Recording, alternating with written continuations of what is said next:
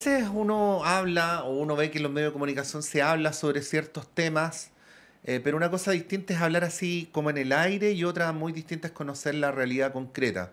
Y por ejemplo, cuando se habla de la delincuencia, la comisión de delitos y las condenas, un caso muy particular es el de las mujeres infractoras de ley. Las condiciones en las cuales ocurre su reclusión y las consecuencias que eso tiene en toda su red de afectos, por supuesto, adultos mayores, porque las mujeres son por excelencia cuidadoras y muy especialmente hijos cuando son pequeños. Todo ese mundo que es muy, muy, muy importante conocerlo para poder ponderar mejor este asunto, es el que explora una película que fue presentada hace poquito tiempo, que ahora está saliendo en salas y que ha tenido además un paso por los circuitos internacionales con importantes reconocimientos, que es Malqueridas, que como dice su enunciación, es una película que expande los significados de la maternidad y que además se filmó en condiciones bien particulares que son las que vamos a comentar ahora. Queremos saludar precisamente a la cineasta encargada de esta obra, Tania Gilbert. Tania, muy buenos días, gracias por la oportunidad de conversar sobre tu creación. Hola Patricio, muchas gracias por la invitación. Estamos muy contentas aquí con el estreno de la película, así que podemos conversar de lo que tú quieras. Sí, pues bueno, partir Tana preguntándote, es una pregunta muy básica, pero que para mí es muy, muy interesante para poder entender. ¿Cómo fue que se fijaron en este mundo? ¿Cómo fue que llegaron a este mundo? Porque si hay un lugar de la sociedad que está escondido es el de la reclusión de las mujeres. No es nada de obvio Sí. haberlo visto, ¿no? Ujú. En realidad, la película partió hace 7 años atrás, en el 2017, cuando yo me topé de manera fortuita, en realidad, con una imagen de una mujer privada de libertad dentro de la cárcel. Y esta imagen era bien importante porque incluso es la que abre la película, ¿no? Que es Cristal, que tenía 18 años en ese momento y que está sosteniendo a su bebé recién nacido, que es su primer hijo, dentro de la cárcel, una imagen que pareciera ser tomada por ella misma o por una amiga o compañera que estaba ahí dentro de la cárcel de San Joaquín, en el espacio o la sección materno-infantil, que coloquialmente se le llama cuna. Entonces, a partir de ese encuentro con ese material, es que yo me puse como a explorar otras imágenes y apareció la película, pero la película aparece cuando yo me empecé a investigar un poco más sobre el tema, ¿no? Como de qué implicaba la maternidad dentro de la cárcel en Chile, y la cifra en ese momento era bien escandalosa, como de que el 92% de las mujeres privadas de libertad eran madres. Entonces ahí un poco como que empezamos a emprender la búsqueda cinematográfica y un poco empezar a explorar la película. Y en eso, bueno, estuvimos hartos años y claro, es interesante lo que tú dices, como de que son mundos que quizás no se encuentran y que acá, como de manera fortuita aparece. Igual ya venía mi interés desde obras anteriores, como con el tema de la cárcel y con el tema de los cuidados también, sobre todo como pensando en la jefa de hogar, ¿no? Que implica como que la mujer está a cargo de la casa, que la mujer está a cargo de lo doméstico, y qué pasa cuando esa persona no puede estar ahí articulando a la familia. Y, y pasó que, bueno, la película empezó como a tener ciertas, ¿cómo decirlo?, dimensiones que tienen que ver más como con lo social, y bueno, esta película en realidad Sí, nos transformó todo el equipo. Tana, hay algo de lo que se habla poco, ¿ah? Y que la película lo muestra. No lo muestra así con números, con gráficos, lo muestra en los cuerpos, en las voces, en las vivencias de las personas.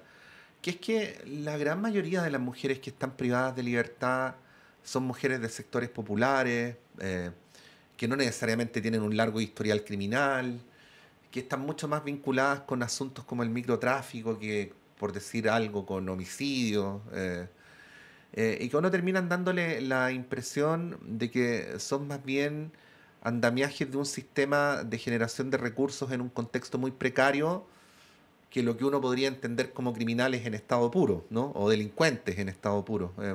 Sí. ¿Qué reflexión podrías hacer sobre eso, ¿no? Porque hay algunos que dicen, bueno, hay ciertos delitos que se cometen por condicionamientos sociales más que por la voluntad del individuo de infringir la ley, de la individua en este caso. Ujú.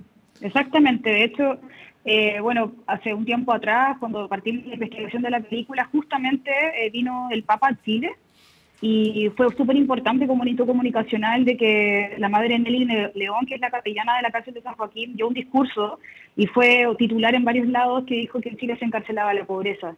Y creo que esa frase es súper importante como de darle el peso, ¿no? Y el significado que tiene, porque en el fondo, si nos ponemos a analizar quiénes son las personas privadas de libertad, la mayoría vienen de sectores populares, de poblaciones y que crecieron en contextos de precarización, ¿no? Precarización de la vida, de la familia, de la relación con las instituciones también. Entonces, pensemos que más del 50% de las mujeres privadas de libertad en Chile están por delitos asociados al tráfico de drogas.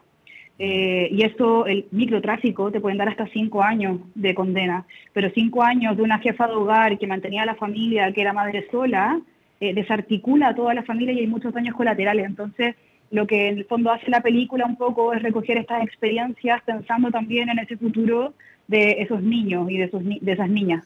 O sea, uno podría decir tan en sentido figurado que cuando se encarcela a una mujer joven o con hijos chicos, en el fondo, en sentido figurado, quiero decir, la condena no es solamente sobre la persona, sino sobre todo su entorno, ¿no? Absolutamente, sobre todo a la familia y sobre más generaciones en adelante. Porque claro, si es que la madre o la jefa de hogar o esta persona que está criando está dentro de la cárcel, probablemente, y las cifras lo dicen, hay más posibilidades de que después de sus hijos se puedan dedicar a la delincuencia también, ¿no? Entonces, también no hay un Estado que se está haciendo cargo de esta experiencia, de este daño colateral, pero al mismo tiempo también de cuando ellos ya cumplen su condena penitenciaria y tienen que salir de la cárcel y empezar a buscar trabajo y tratar de rehacer su vida. Entonces, ahí es que pasa como con las políticas de Estado para que estas personas que estuvieron privadas de libertad puedan permitirles tener más oportunidades y no volver a la cárcel, ¿no?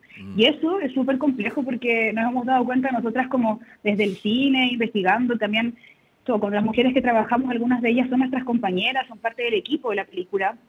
El caso de Karina Sánchez, que es co-guionista también de la película, que es la que interpreta la voz, digamos, y la Ana Cabrera, que hizo la producción de Archivos, que también estuvo privada de libertad, y con ellas lo vemos, o sea, es súper difícil encontrar trabajo y mantenerse en un trabajo por las condiciones de su papel de antecedentes, ¿no? del tipo de formación que tuvieron también. Entonces, claro, como que hay una cuestión que atender urgentemente y que tiene que ver con lo que se habla todo el día, como tú decías, en los medios de comunicación respecto a la delincuencia, pero en el fondo de cómo la prevenimos y de cómo evitamos que las personas reincidan también en la cárcel. Sí. Entonces, bueno, tema complejo. Sí, súper complejo y por eso vale tanto esta obra.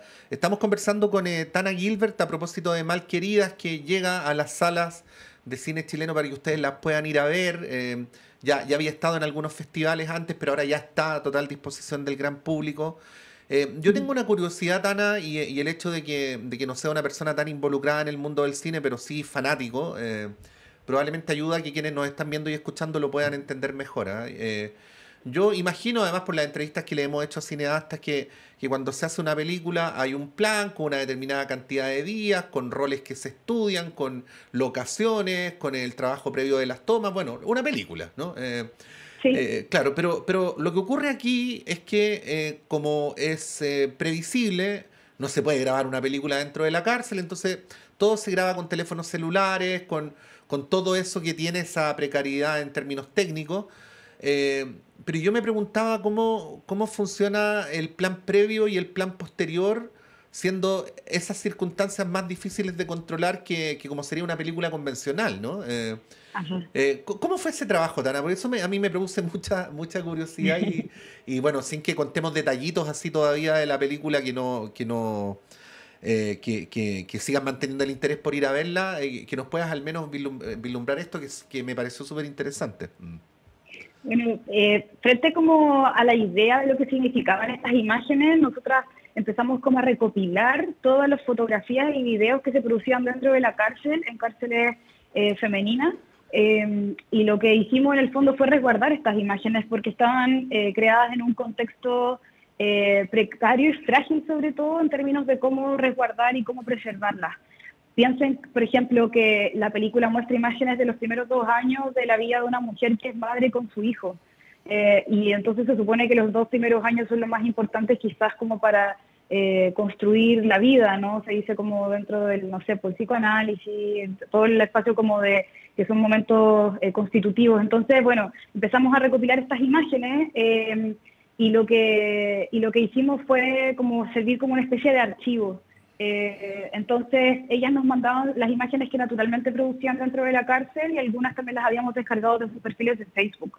Y esa fue la manera en que empezamos como a analizar qué es lo que representaban, porque para nosotras por lo menos tenía un poder político esas imágenes, Sí. porque en el fondo, frente a la idea de la prohibición, en ese momento el celular no era ilegal, era solo un protocolo interno de gendarmería el que prohibía el uso de cualquier dispositivo que registrara la cárcel, eso sea cámaras de fotos, y entonces ahí aparecía el celular.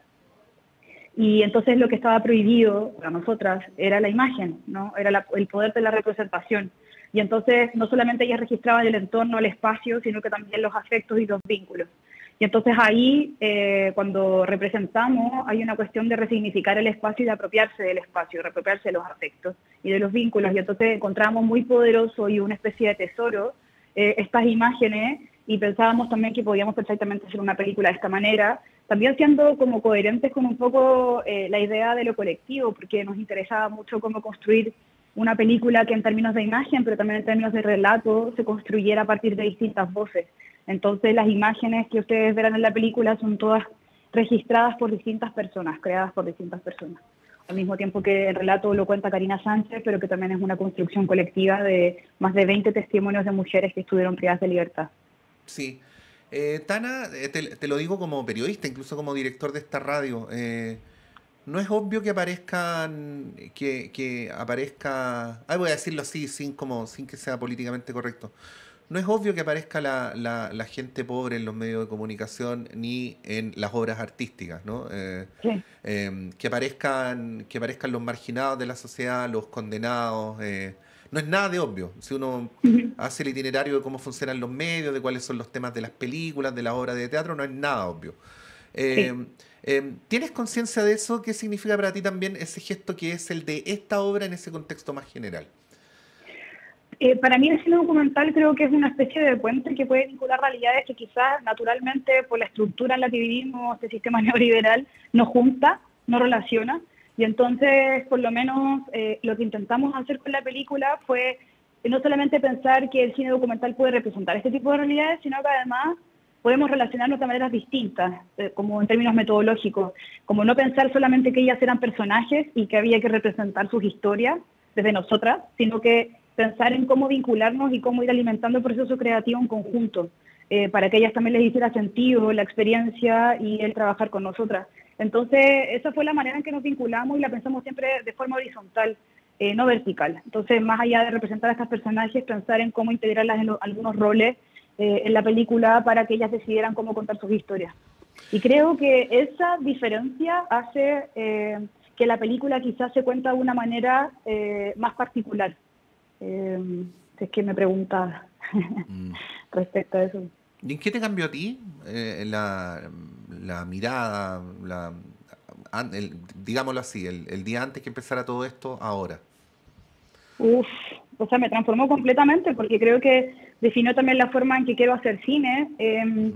y también politizó mi mirada porque creo que no necesariamente hay que hacer películas de propaganda para poder hacer películas políticas, ¿no? Entonces, creo que a través del lenguaje cinematográfico tenemos una herramienta poderosa para poder como contar historias y reflexionar sobre lo que nos pasa alrededor, sobre todo en términos como de problemas estructurales como la pobreza y como la situación de precariedad que viven las madres solas. Entonces creo que politizó mi mirada, además yo fui mamá en todo este proceso y creo que ambas cosas como que fueron cambiándome internamente y posicionándome también con el cine que quiero hacer.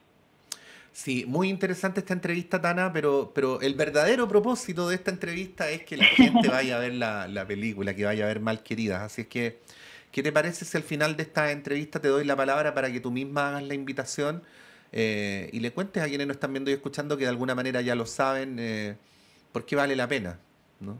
Por favor, o sea, Malquerida es una película que, más allá de todo este contexto social, político del que estamos hablando, es una película que hace empatizar y humanizar muchísimo la experiencia maternal dentro de la cárcel, porque se vive en primera persona. Entonces, en el fondo es una película que si usted va a la sala de cine, va a escuchar de manera inmersiva, escuchamos la voz de Karina Sánchez, pero al mismo tiempo nos sumergimos en los afectos y en la vida en la cárcel, Y creo que es una película que dialoga con muchos públicos. O sea, la hemos mostrado en muchas partes del mundo, pero además acá en Chile se ha ganado varios premios del público y a la gente le gusta. Porque hay una cuestión como del afecto y de la emoción universal del cuidar, que es súper relevante para la película. Y bueno, vamos a estar este fin de semana súper importante. Sabemos que los estrenos de cine chileno, el primer fin de semana es como clave. Tenemos 4 multisalas, el Florida Center, el Mall Plaza Vespucio, el Costanera Center y el Cinépolis de la Reina. Pero además de eso vamos a estar en todo el circuito Mirador durante todo mayo e inicios de junio, así que les invito a que puedan ir a ver Malqueridas al cine. Pero además, dato importante, es que este sábado 18 y domingo 19 de mayo vamos a estar en una feria, se llama Feria Malqueridas, en el Centro Cultural Palacio de la Moneda. Quisimos hacer algo más allá del cine porque necesitábamos que esta película, y sobre todo la temática de la película, estuvieran espacios como de reflexión más de políticas públicas. Y entonces en el Centro Cultural Palacio de la Moneda vamos a hacer un encuentro por la reinserción. Y van a haber distintos stands con exhibición de productos hechos por mujeres exprivadas de libertad, pero además organizaciones que van a contar sobre lo que están haciendo. Hay charlas, hay hasta un vino de honor. Hay un cortometraje de realidad virtual, así que va a estar súper interesante durante todo el fin de semana en el Centro Cultural Palacio de la Moneda, en el -3, la explanada, y va a estar la Feria Malqueridas. Bueno, una película que trasciende no solamente es una muy buena o gran película, sino que es además más que eso, ¿no? Aquí estamos viendo quizás el germen de aquello. Yo por lo menos que la vi se la recomiendo muchísimo. Vale mucho la pena y como dice Tana, cambia hartas miradas. Hemos conversado con Tana Gilbert, que es directora de Malqueridas. Tana, muchas gracias por esta entrevista, por la Muchas gracias a película ti. y que tenga todo el éxito que merece, que es harto. ¿M? Buenísimo. Muchas gracias. Vayan a ver la película. Gracias. Bueno, y con esta conversación llegamos al final de nuestro radioanálisis en este día viernes. Nosotros nos vamos, ya en poquitos segundos viene Diana Porras con ustedes con el semáforo y no se olviden que continúa nuestra programación durante todo el fin de semana y que el próximo lunes estaremos como cada día llegando a ustedes con una nueva edición de Radioanálisis. Que estén muy bien y estaremos contándoles entre muchas otras cosas durante la mañana sobre el partido de